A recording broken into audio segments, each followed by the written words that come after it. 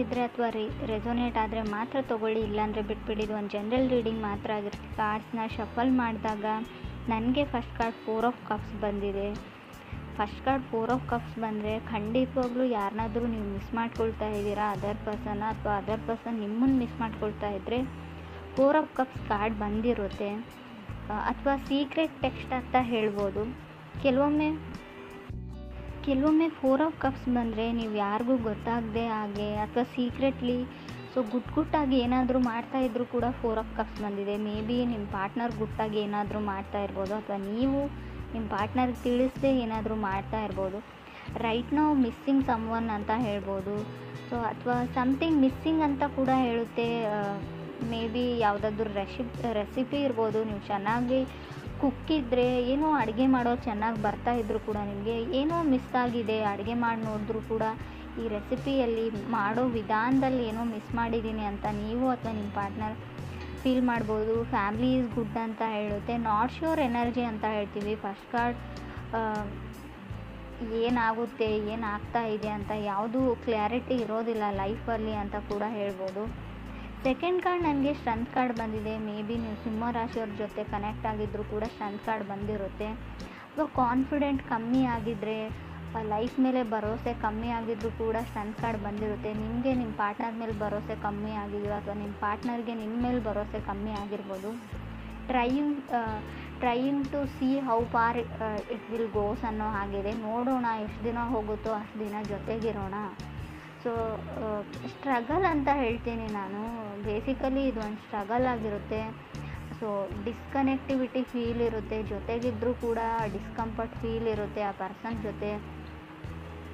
ನಿಮ್ಗೆ ಅನಿಸುತ್ತೆ ನಿಮ್ಮ ಜೊತೆ ಫಿಸಿಕಲಿ ಇದ್ದರೂ ಕೂಡ ಅವ್ರ ಮೈಂಡ್ ಚೇಂಜ್ ಮಾಡಿದ್ದಾರೆ, ಅವ್ರ ಹಾರ್ಟ್ ಚೇಂಜ್ ಮಾಡಿದ್ದಾರೆ. ಮೊದಲಿನ ಸಲ ಇಲ್ಲ, ಅವರು ಸ್ಲೋಲಿ ಅವರು ನಿಮ್ಮಿಂದ ದೂರ ಆಗ್ತಾ ಇದ್ದಾರೆ ಅಂತ ಅನ್ನಿಸ್ತಾ ಇದೆ ಕೆಲವ್ರಿಗೆ. ಕೆಲವ್ರು ಮ್ಯಾರಿಡ್ ಇರ್ಬೋದು ಈ ಪ್ಲೇಸಲ್ಲಿ ಅಂತ ಕೂಡ ಹೇಳ್ಬೋದು. ಫ್ರೆಂಡ್ಸ್, ಇದು ಎಲ್ರಿಗೂ ಅನ್ವಯಿಸಲ್ಲ, ಕೆಲವರಿಗೆ ಮಾತ್ರ. ಥರ್ಡ್ ಕಾರ್ಡ್ ನನಗೆ 5 ಆಫ್ ಪೆಂಟಿಕಲ್ಸ್ ಬಂದಿದೆ. 5 ಆಫ್ ಪೆಂಟಿಕಲ್ಸ್ ಥರ್ಡ್ ಕಾರ್ಡ್ ಬಂದಿರ್ಬೋದು. ಲಾಜಿಕಲಿ ನೀವು ಥಿಂಕ್ ಮಾಡ್ತಾ ಇದ್ದೀರಾ. ಇತ್ತೀಚೆಗೆ ತುಂಬ ಪ್ರಾಕ್ಟಿಕಲ್ ಆಗ್ತಾ ಇದ್ದೀರಾ ನೀವು ನಿಮ್ಮ ಪಾರ್ಟ್ನರು. ಯಾವ ಕಾರಣ ದೂರ ಆಗೋಕ್ಕೆ ಅಂತ ಒಬ್ರಿಗೊಬ್ರು ಎಕ್ಸ್ಪ್ಲೇನ್ ಮಾಡ್ತಾ ಇದ್ದೀರಾ ಅಂತ ಹೇಳ್ಬೋದು. ನೀವೆಷ್ಟೇ ಲಾಜಿಕಲಿ ಟ್ರೈ ಮಾಡಿ, ಎಕ್ಸ್ಪ್ಲೇನ್ ಮಾಡಿ, ಅವ್ರು ತುಂಬ ದೂರ ಹೋಗಿದ್ದಾರೆ, ಮತ್ತೆ ನಿಮ್ಮ ಲೈಫಲ್ಲಿ ಮೊದಲಿನ ಥರ ಇರಲ್ಲ ಅಂತ ಕೂಡ ಕಾರ್ಡ್ ಹೇಳುತ್ತೆ. 5 ಆಫ್ ಪೆಂಟಿಕಲ್ಸ್ ನೀವು ಯಾವಾಗಲೂ ದುಡ್ಡಿಗೆ ಮಹತ್ವ ಕೊಡ್ತಿರೋ, ವಸ್ತುಗಳಿಗೆ ಮಹತ್ವ ಕೊಡ್ತಿರೋ, ನಿಮ್ಮ ಸ್ಟೇಟಸ್ಸಿಗೆ ಮಹತ್ವ ಕೊಡ್ತಿರೋ, ಅವ್ರ ಮೇಲೆ ನಿಮಗೆ ರೆಸ್ಪೆಕ್ಟ್ ಕಮ್ಮಿ ಆಗಿದೆ, ಕೇರ್ ಮಾಡ್ತಾ ಇಲ್ಲ ಅಂತ ಹೇಳ್ಬೋದು.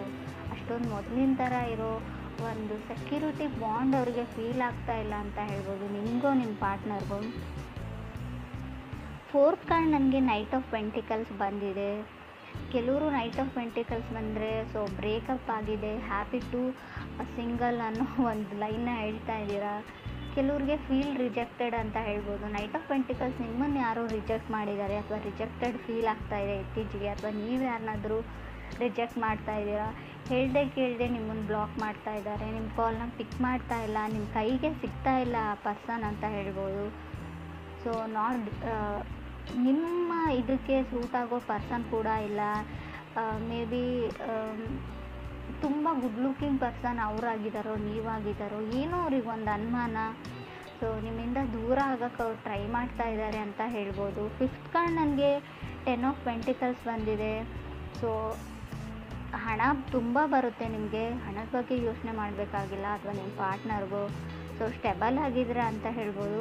ಕೆಲವ್ರಿಗೆ ಎಮೋಷ್ನಲ್ ಸ್ಟೆಬಿಲಿಟಿ ಬೇಕಾಗಿದೆ, ಎಮೋಷ್ನಲಿ ಯಾರಾದರೂ ಸಪೋರ್ಟ್ ಮಾಡಬೇಕು. ಟೂ ಮಚ್ ಕನ್ಸರ್ನ್ ಅಂತ ಹೇಳ್ಬೋದು. ಅನ್ಸರ್ಟನಿಟಿ ಇದೆ ಲೈಫಲ್ಲಿ ಅಂತ ಹೇಳ್ಬೋದು. ಯಾರೂ ನನಗೆ ಸಪೋರ್ಟ್ ಮಾಡೋರಿಲ್ಲ.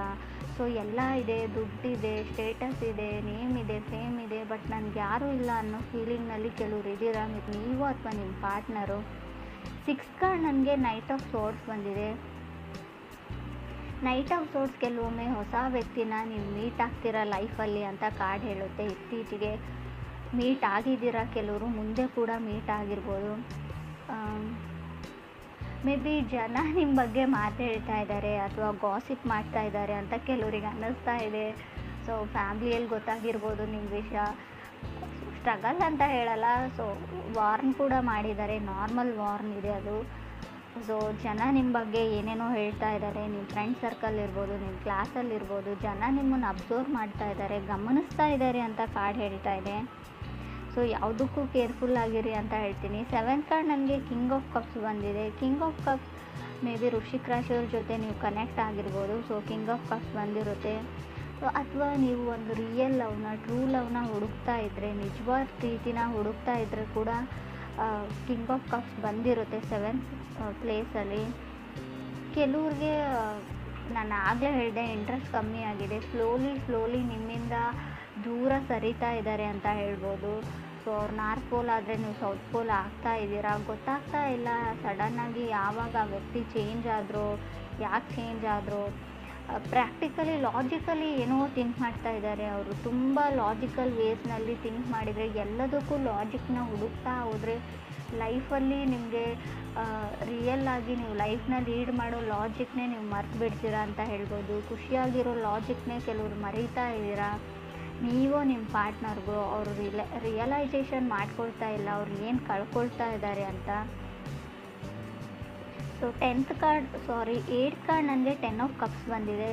ಸೊ ರಿಯಲೈಸೇಷನ್, ತುಂಬ ಟಾಕ್ಸಿಕ್ ಎನರ್ಜಿ ಇದೆ ಅಂತ ಅವ್ರು ಅಂದ್ಕೊಂಡಿದ್ದಾರೆ. ಡೋಂಟ್ ನೋ ಏನು ಮಾಡಬೇಕು, ಇದನ್ನು ಹೇಗೆ ಸರಿಪಡಿಸ್ಬೇಕು ಅನ್ನೋ ಓವರ್ ಥಿಂಕಿಂಗ್ ಇದೆ. ಬಟ್ ಅಲ್ಲಿ ಏನೂ ಇಲ್ಲ, ಎಲ್ಲನೂ ಇದೆ, ಎಲ್ಲ ಖುಷಿ ಇದೆ.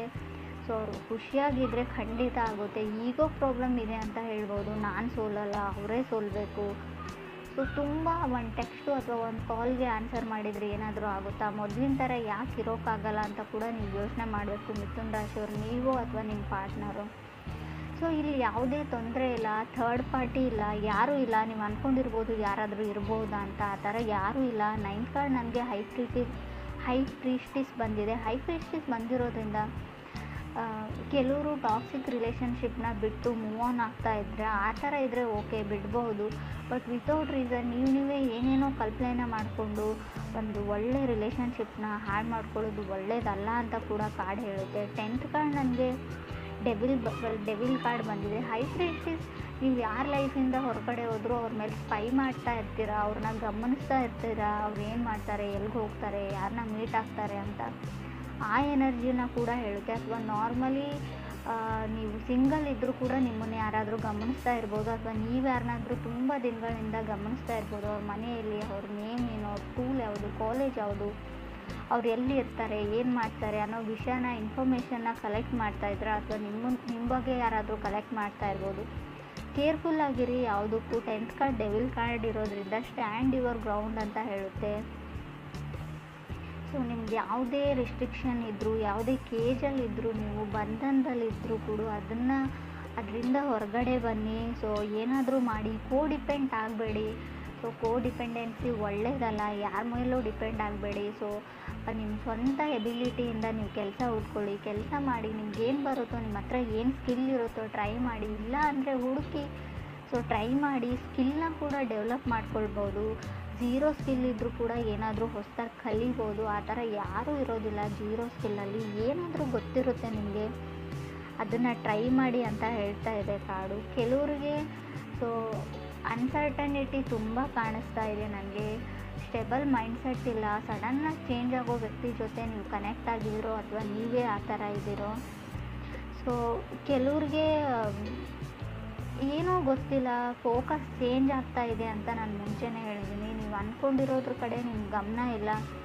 ಸೊ ಖಂಡಿತವಾಗ್ಲೂ ಫೋಕಸ್ ಚೇಂಜ್ ಆಗ್ತಾ ಇದೆ. ಮೇ ಬಿ ಫೈನಾನ್ಷಿಯಲ್ ಅನ್ಸರ್ಟನಿಟಿ ಕೂಡ ಹೇಳ್ತೀನಿ ನಾನು. ಹಣಕಾಸಿನ ಏರುಪೇರು ಕಾಣ್ಬೋದು, ಸ್ವಲ್ಪ ಹಣ ಜಾಸ್ತಿ ಖರ್ಚಾಗ್ಬೋದು.